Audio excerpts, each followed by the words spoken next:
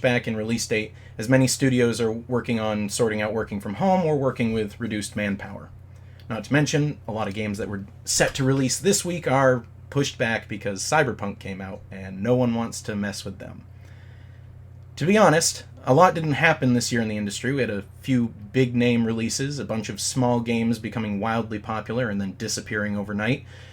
And there was a big focus on remasters and remakes to keep us tided over, as the theme this year appears to be wait till next year for the good stuff. That's not to say there wasn't anything good this year.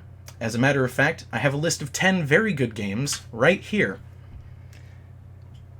So, for those of you unfamiliar with the rules, the list will consist of my top 10 games that I played this year. It can be anything from old Windows 98 sim games all the way up to Cyberpunk, which launched 2 days ago. So, with that out of the way, let's get on to the first of our list, number 10. I'd like to start this off with a hearty hyonk.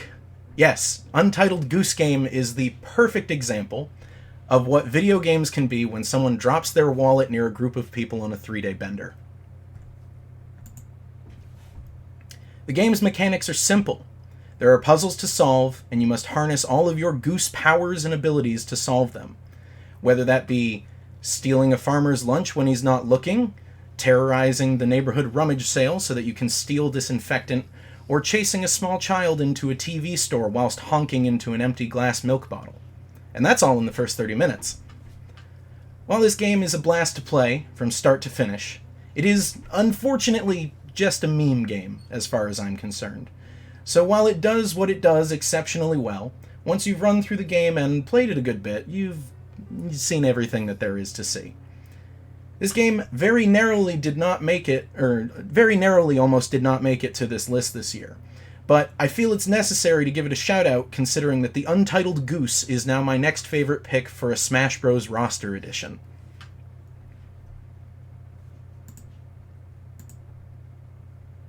Number 9 this year, I'd only ever seen played by a YouTube channel that I follow, and only then was it just for a short gameplay, so I had really no idea what this was when I jumped in. And I can honestly say I was very surprised. The game's name is Pikuniku, and it has a very wholesome sense of adventure and comedy mixed in with some fun puzzles and platforming. You play a monster that's been awakened by a crazed man's attempt to terraform the planet you're on. So you stumble out of your cave home and speak with the villagers, who are rightly terrified and lock you up. They then realize that this strange oval with 2 legs isn't actually that scary, and they let you out.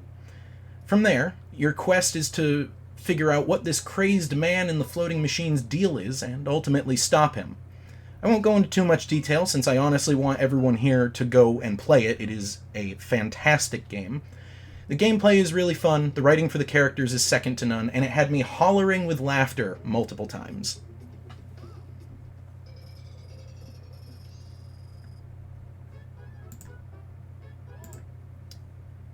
When I was a small child, my mom brought me down to the local Blockbuster and let me rent out a game for our PS2. I happened to pick up a fun-looking game about an alien sent to scout out the Earth for invasion, and very rapidly, that little alien became a cornerstone of our PS2 library, as I insisted we buy the game from the local GameStop once the rental ran out. I'm talking, of course, about Destroy All Humans! Yes, that original PS2 release got a remastering this year, and since Ben was a huge fan of it as well, we sat down and completed it from start to finish in record time. Being able to run around the different knockoff American vistas as Crypto again was quite a refreshing experience, as I don't think that I've played anything Destroy All Humans related in at least 6 or 7 years. Crypto is the aforementioned alien scout who comes to Earth as his previous cloned iteration was killed and captured by the US military, all Area 51-like. Once Crypto has established himself, he locates the old clone and decides that the humans must pay.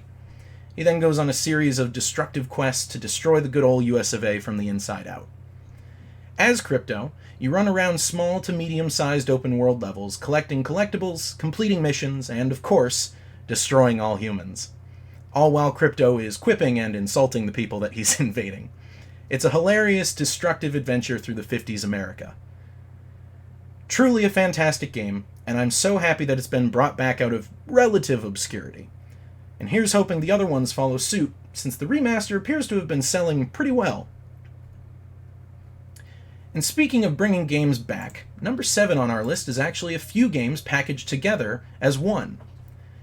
The Spyro Reignited trilogy is all 3 main Spyro releases from the PS1 era remade completely from the ground up. Now, there's not going to be any nostalgia glasses for this one. I never had a PS1 growing up, and from what I saw of these games back then, none of them really interested me. So to recap real quick, the Spyro trilogy follows the adventures of a young purple dragon trying to save his race from, well, a few things. Either a power-mad wannabe emperor, evil magic, it's whatever you've got in the adventure game bad guy bag. Anyway, the long story short is that he does it, he saves Dragonkind, and then does it again, and then again. You get the idea. Now, I never played the original releases, but I very quickly learned to love the series as a whole as I ran around these bright, colorful vistas, saving dragons, and killing bad guys. One level could be a snowy mountain, the next could be a beach resort. One small thing that I did notice, however, is that you can very much tell that these games were made during the whole Tony Hawk craze, because in the later two, some of the levels require Spyro to skateboard for some reason. I'd very much like to see some of the other older Spyro games brought back in this fashion, and who knows, with how well Crash Bandicoot 4 seems to be doing after his remake, we might get another Spyro game as well. At least, hopefully, not one that's Skylanders related. I'll give you guys a second to just look at this one. You know, I never really expected this one to be so good. Jokes from the internet made real are very rarely, if ever, good. Originally releasing as a Sega Genesis title in 1994, Shaq Fu was a very questionable game. A fighting game starring Shaquille O'Neal that received a resounding "nyeh" from critics and players alike. And so you think that would be it, right? That's done. We're not going to try and make a franchise out of this. Well, you'd be wrong. No, as a matter of fact, it got a sequel powered by the internet through crowdfunding. Now, I didn't back it, and as a matter of fact, I'm surprised it got funding at all. But I suppose the majority of the backers did it for the meme, and let me say I'm surprised at just how good it is.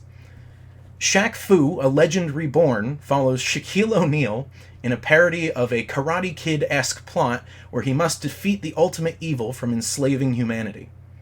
What is this ultimate evil, you may ask? Well, it's Kanye West. Actually, no. That's in the DLC where you play as Barack Obama. But you get the point I'm making here. It's wacky, it's fun, and I was able to complete it in a single sitting. I'd recommend to anyone who doesn't believe me, please just go try it for yourself. This is really one game that you have to see to believe.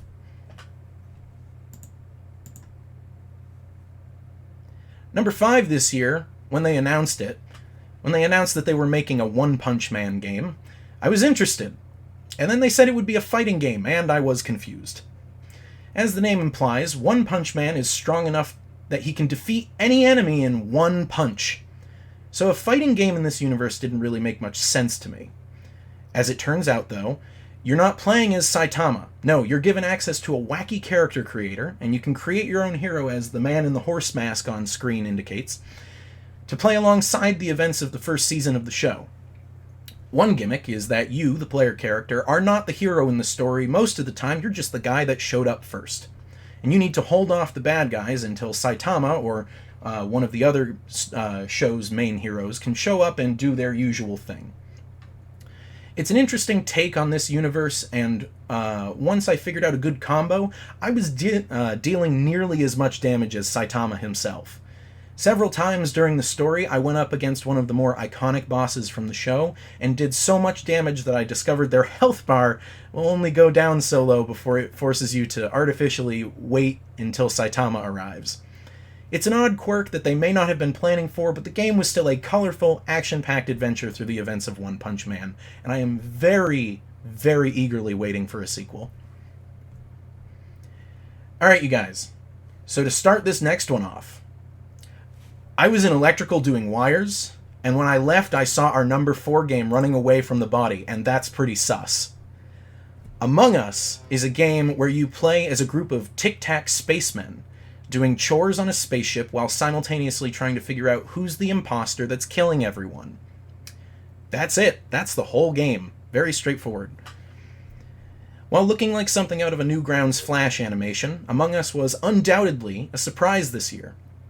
Originally releasing in 2018, the game saw little to mild success and popularity, and the tiny dev team that was supporting it and their dwindling fan base added 2 more maps as well as various small cosmetics before announcing very early this year that they would be sunsetting Among Us and would be focusing their efforts elsewhere, primarily on Among Us 2. But all that changed when a few streamers got wind of it. Yes, it was quite literally an overnight success story. A game that, at the end of its life, having been noticed by few and played by fewer, had new life breathed into it as literally hundreds of thousands of people suddenly only wanted to watch their favorite content creators playing Among Us, rocketing it to the top of Twitch, YouTube, everywhere. Not wanting to waste their 15 minutes, the Among Us team announced that Among Us 2 was cancelled, and that they were going to be overhauling Among Us 1, adding a ton of new features, new maps, and so on. And now, the game is always within the top 25 games viewed on Twitch. I've had countless hours of fun with this one, trying to figure out which one of my friends wants me dead, or, better yet, figuring out which one needs to be killed off next to avoid being detected. And all that for the low price of $5 on PC, or free on mobile. If you have a group of friends and you haven't played Among Us yet, literally what are you doing? Give it a shot and you'll see what the craze is all about.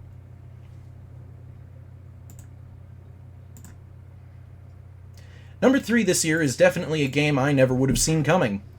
In an imaginative crossover between cleaning up the environment, proper money management, and learning how taxes work, is Island Saver. Yes, you heard me correct. Island Saver is a bright and colorful game that's aimed at the younger crowd to teach them important values such as saving the environment and learning how to properly manage your money. Side note, this game was published by the National Westminster Bank of the United Kingdom, just so that you don't think an indie team tried making this. The game released for the low price of free, and had an otherwise easy-looking 1000 gamer score to it, so I downloaded it and jumped in. What followed was exploring island after island, cleaning up trash, saving animals, and paying taxes to the tax bot, and I can tell you it flew by way too fast. The game features similar mechanics to Slime Rancher, which you may all remember from a few years ago's Year in Review, and that's certainly a good thing. You tend to lose track of time when you're picking up just one more piece of trash, and in fact, the 6 to 8 hours of gameplay that are featured in the base game just weren't enough for me. So, luckily, they released DLC for it with another 1000 gamer score, and a month later, with 2 more islands, and I happily dove back in. Really, aside from that, there isn't much more to say about the game. It's a solid experience with a great message, and I would highly, highly recommend this to anyone and everyone. Please go play this game. It's fun. Now, if you've spoken to me, or have been at least within a 3-mile radius of me, anytime within the last year or so, you will have no doubt heard my displeasure with the direction they've taken the Pokemon franchise with their most recent installment. However, you have to wonder, who in their right mind would ever go against the behemoth that is the Pokemon Company? Well, I have your answer right here, in the form of our number 2 pick. May I introduce you all to my newest obsession, Nexomon. Specifically, Nexomon Extinction. Nexomon Extinction is set in a world where Nexomon inhabit the land and can be tamed by Nexomon trainers by capturing them in Nexotraps. Is any of this sounding remotely familiar yet? Well, what if I told you that in this fantastical world of crazy creatures there exists an ongoing power struggle to claim the throne of the King of Nexomon that is rife with destruction and death on both sides, human and Nexomon? That out-of-control, super-powerful Nexomon called Tyrants are causing destruction left and right in an effort to rise above the rest, and that if it's left unchecked, this ongoing power struggle could mean the very end of civilization and life as we know it. Yeah, this isn't your average Pokemon clone. I had originally asked for this game for my birthday, and my wonderful girlfriend Jen got me a copy, which I've only recently gotten into, and oh lord, is it the only thing I can think of. I've already sunk almost 50, 60 at this point hours into it, and while the end is in sight as far as catching them all and finishing the achievement list, I can't help but feel a growing sense of dread that once it's done, there will be no more Nexomon to play, as a sequel has not yet been confirmed. I'm not speaking a word about the story on this one, because it's fantastic writing with great twists, self-aware humor, and a story that has left me wanting more every second that I've played the game. It was challenging, has great character design, and a lot of Nexomon being great ideas, and, you know, as always with these games, a couple not so much. It's been a blast to play from start to soon-to-be finish. The only thing that I want out of this game and this franchise is more. Always more. Nexomon is the best Pokemon game that I have played in years, decades at this point. It's not pulling any punches, and while it may not dethrone the monster-catching king, it will certainly be carving out an ever-growing niche in this genre's kingdom. Alright. So we're going to take just a moment here. You may recognize some of these titles from previous years. As with every year, mixed in with the unending avalanche of bad, good, and great games that I play, there are usually at least one or two stinkers that stand out. This year, I played a game called Bedlam.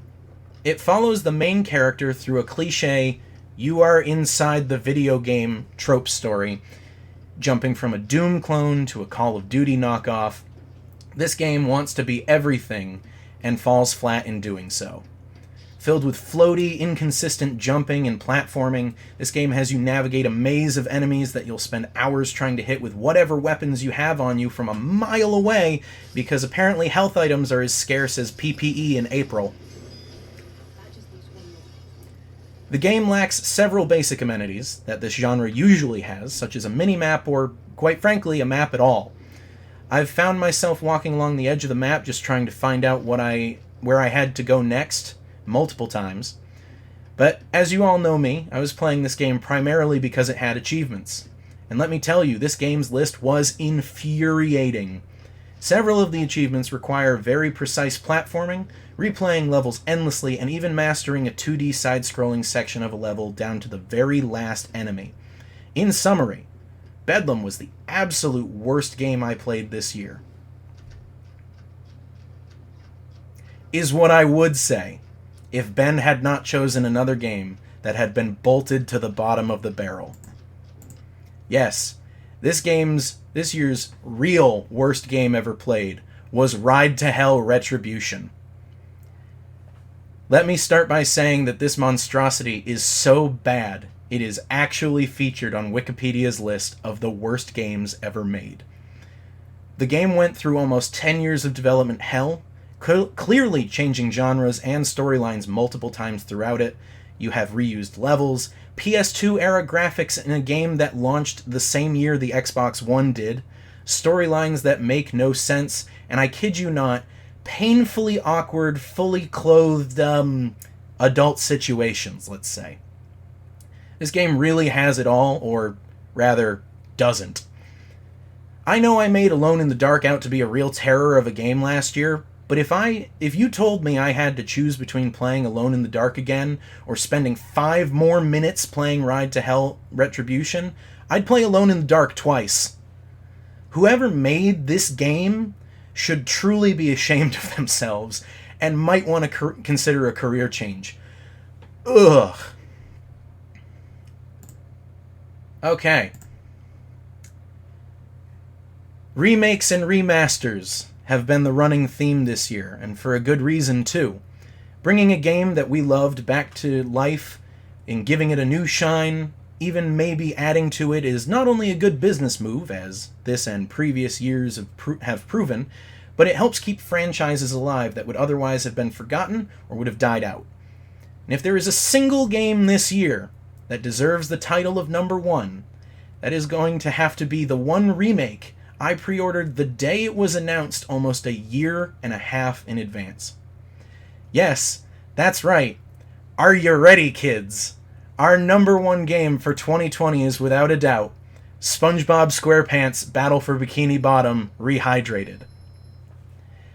I cannot tell you just how excited I was when they announced that THQ Nordic was talking to Nickelodeon about bringing some of their old games back. And Battle for Bikini Bottom was number one on that list that I wanted to see again. This game was something that I would go back and play at least once every 6 months back when it was on GameCube primarily. So to be able to play it again on a modern console with updated graphics, additional content that was cut from the original release, and achievement support, dream come true. Now, I won't go into detail about the game's story since it's a pretty straightforward, Plankton is scheming, SpongeBob has to stop him kind of plot. But then, you all already knew that because you all watched me stream it on this channel, right? Anyway, in closing, this game was a 10 out of 10 before I even played it, and with the upgrades that they've done to it, it maintains that 10 out of 10 rating and easily takes number one this year. And with that, another year in gaming has closed. If anyone has any questions or comments, please feel free to leave them in the chat. Thank you all for watching. Please stay safe and healthy, everyone. This year is almost over. Here's hoping for a better 2021. Thank you, and have a nice night.